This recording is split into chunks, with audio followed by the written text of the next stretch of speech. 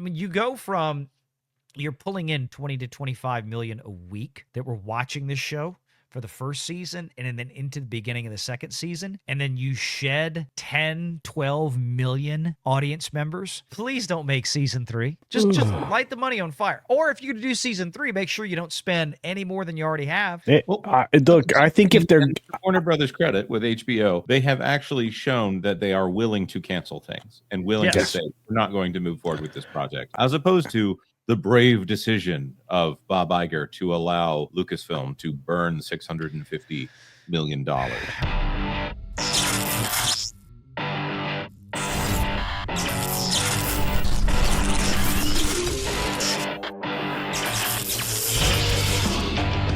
Renegade Online. And, to some folks out there's credit.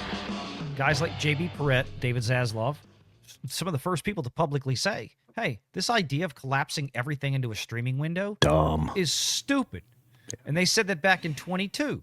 Yep. Right? Now, they're not faultless because we still, they make crap like this, but at the same time, this was Naughty Dog's fault because this is how they wrote the game. But I mean, Last of Us Season 2, that ended in the last week or two. It did exactly what the game did. Oh my God, Shocky makes Shockerton. It did exactly what the second game did versus the first. First game, Last of Us, was one of the biggest selling video games in history. I think I read 30 million copies globally of that game. The second game was half of that, or less than half of that, because of what they did to the character of Joel. Well, guess what? Season 2, they introduced that storyline from the second game into Season 2, and then put the weight of the entire show on the shoulders of Bella Ramsey. I'm sorry, on one of the worst short bus decisions of all time when it comes to storytelling. But yes, put the entire weight of the show onto the shoulders of Bella Ramsey, who is frankly a pretty unlikable person and character in the show. And the ratings collapsed.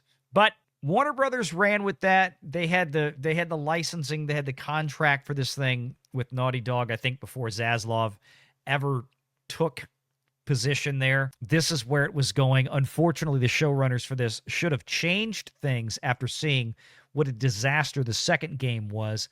Just do a different story. But they did this. Half the audience left this show after the second and third episode this season. Half the audience. Here's the thing. It was one of the biggest shows. It was, I think, the biggest show each week on television. And when you go from, you're pulling in 20 to 25 million a week that were watching this show for the first season and then into the beginning of the second season, and then you shed 10, 12 million audience members because of that, please don't make season 3. Just throw the money away. Just light the money on fire. Or if you're going to do season 3, make sure you don't spend any more than you already have. Look, I think if they're Warner Brothers credit with HBO, they have actually shown that they are willing to cancel things and willing to say, we're not going to move forward with this project, as opposed to the brave decision of Bob Iger to allow Lucasfilm to burn $650 million. We're going to get to that next. Yeah. Okay, but look, let me add to this. I mean, if you're going to make season 3 of Last of Us, I want Joker 3, please. Oh, God. And again, that was another one of those stories when that happened, that the guys that made the movie were like, yeah, we should have listened to David Zaslav. He was the one sitting there saying, guys, are you sure about this Joker 2 concept? Are you sure this is going to work? Yeah, they trusted too much.